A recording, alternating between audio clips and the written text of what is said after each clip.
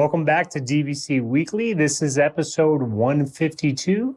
My name is Jason Erpelding. I'm the broker of Buy and Sell DVC. I'm here with Scott Ferrioli. I'm the owner of DVC-Rental.com and Buy and Sell DVC.com. And today is January 3rd, 2024. Happy New Year. Happy New Year. Happy New Year.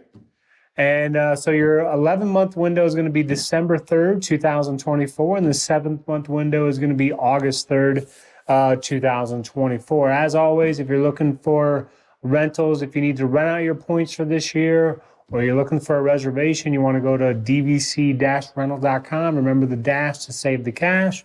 And if you need to sell your DVC or you're looking to purchase a DVC, you want to head on over to buyandsell.dvc.com. And of course, you can find us on Instagram, Facebook, X, TikTok, YouTube, of course. So, and we do have a new TikTok specifically for Buy and Sell DVC. You just look for Buy and Sell DVC. The other one was DVC Scott. That was supposed to be both of them, but Buy and Sell decided to split off and create their own account as well. So now check out Buy and Sell DVC on TikTok. Nice. You won't find Jason dancing. And today we're just gonna this is real. We got two things today on the buy and sell side. Oh. One of them is brief. One of them is, like they had to pick the top 4 teams to go into the college football playoff. So if you had to pick the top 4 resorts to go into the DVC playoff, but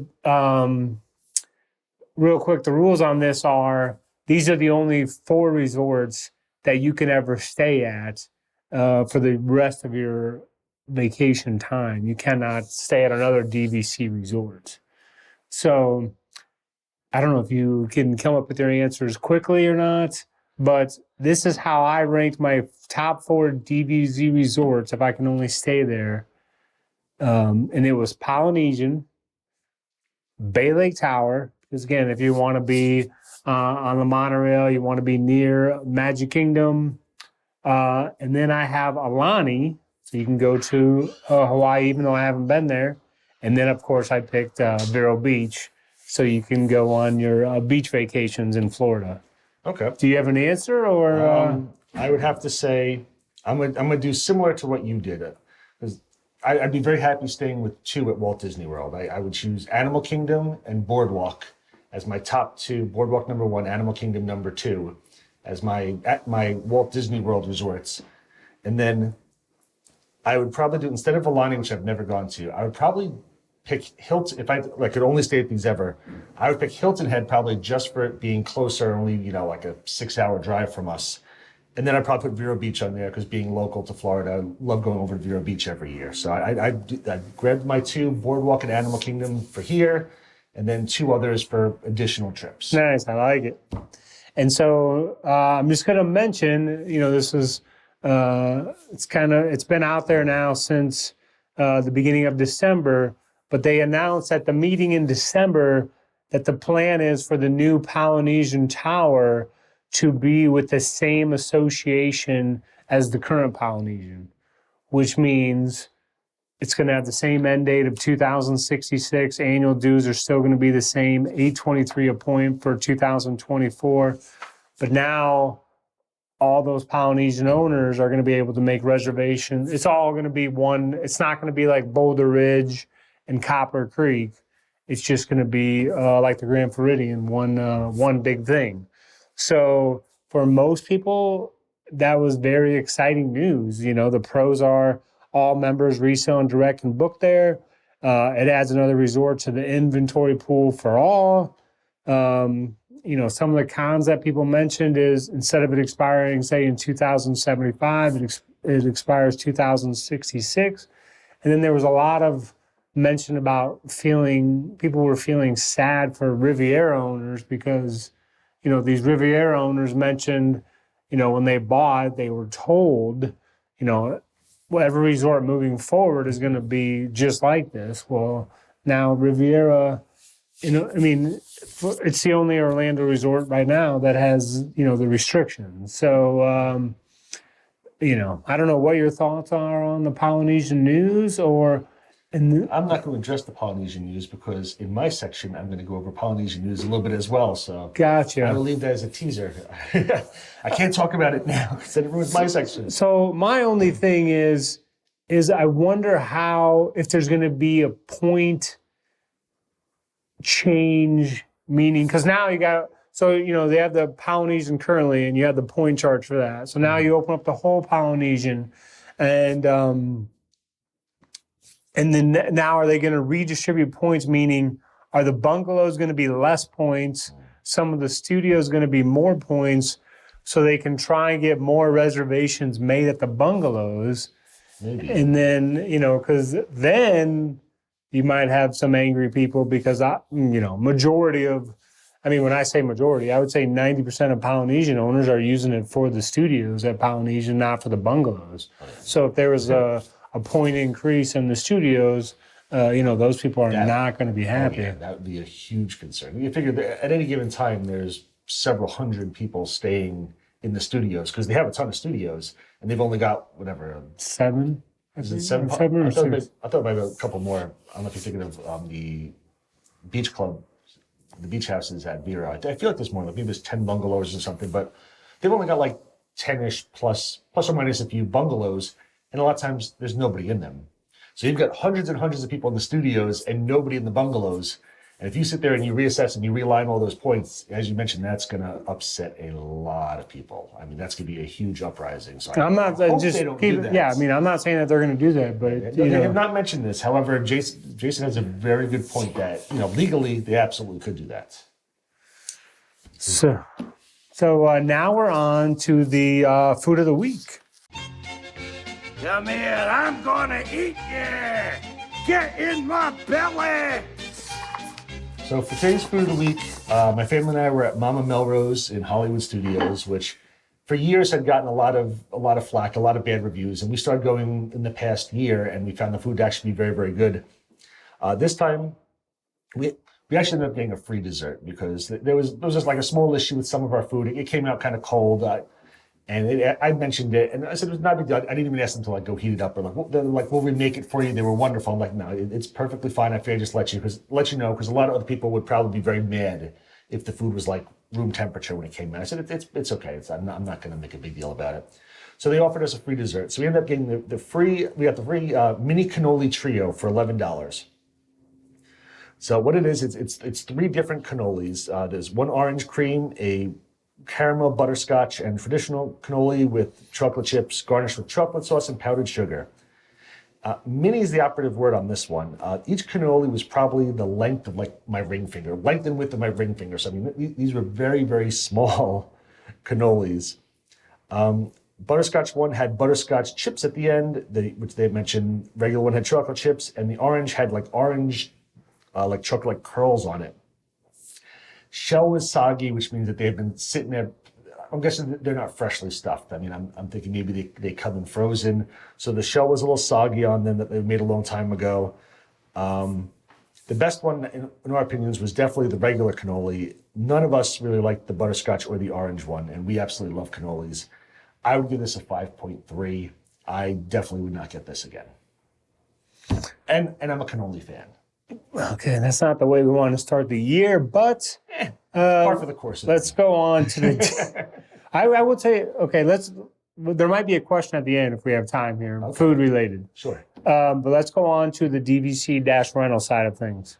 So if you've heard, the new Polynesian has the towers that are just coming out. That I want to mention on here, and one of the things, there are a couple of little things listed. One of the things that one of my buddies on Facebook said, he's really upset about this because he figured it's going to be a lot tougher for people to get studios now.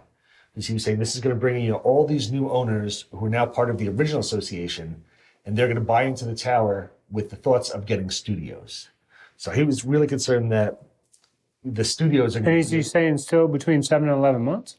Correct. He's saying 7 to 11 months. He's worried that all these people are going to, picture, hundreds of new people. Yeah, it's going to be thousands, but a ton of new people are going to come in and they're going to own at the new, the tower portion of the Poly.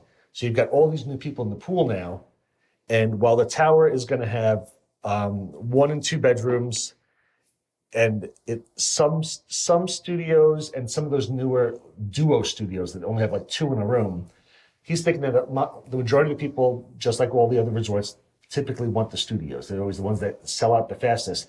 We get all these people coming in, and now they're all going to be going for the original studios pretty much. They're going to be trying to fill those because, they've got room for the 1 bedrooms and the 2 bedrooms, but they're all going to be going for the studios now. So he was worried that the studios can be a lot tougher to get. I don't know. I mean, I'm hoping some people... It makes sense. Yeah, it makes sense. I know a lot of people out there are happy now because one of the knocks on Poly was that they only had the bungalows and the studios. There were no 1 or 2 bedroom options for people. So I know there are a lot of people who are very excited about that. But the majority of the people do go to studios. So I'm worried that there is going to be, making them a little bit tougher to get between 7 and 11 months. Again, there's no grand villas or anything associated with this. And that's honestly pretty much all I had. You kind of covered the rest. I just kind of wanted to go over that. The studios are going to be possibly selling out. The new rooms, studios 1, 2, and the duo studios are going to be there. No grand villas.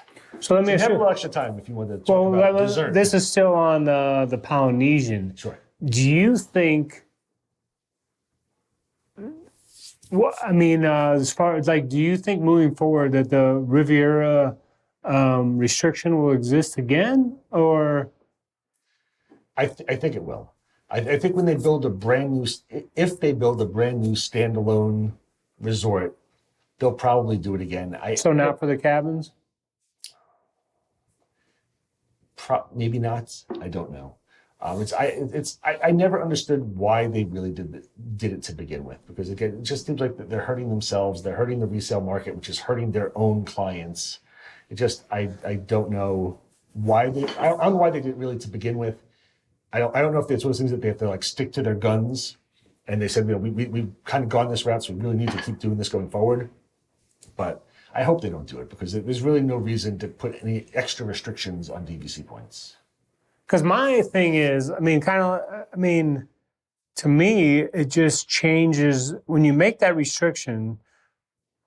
It kind of messes up with the whole system of how DVC works, and then to me, it affects everyone. Yeah. Because if you have all these owners, and if you have all these owners, and they can make the reservation at their home resort 7 to 11 months, and they can make reservation at the other resorts under 7 months.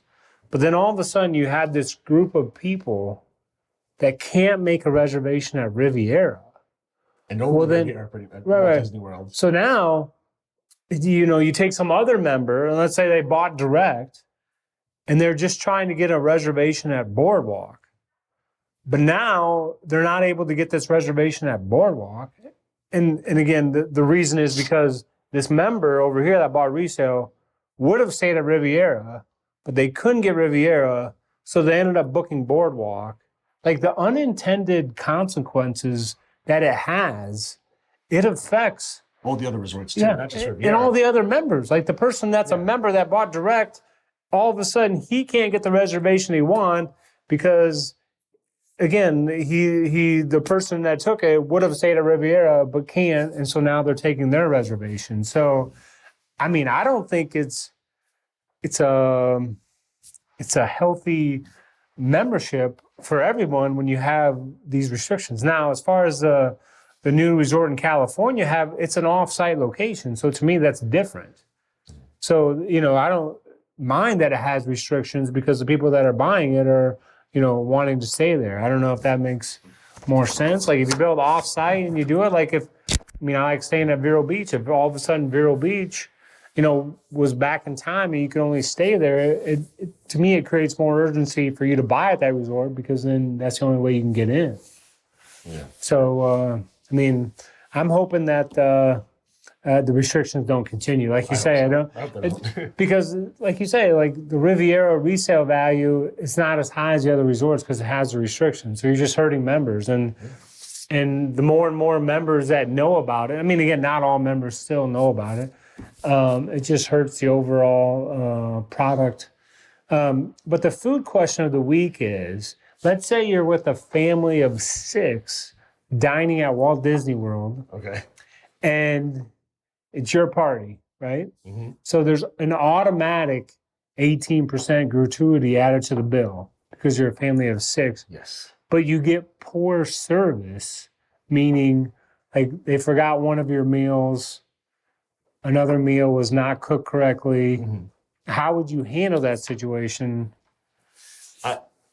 Thanks for making me look like a potential bad guy here. No. I'm just, this is a question that was asked. I used to be a busboy and a server and a bar back, so I always tip pretty well. If the service was really, really bad and it had the gratuity already added to the bill, I would possibly ask to speak to the manager and then have them adjust it.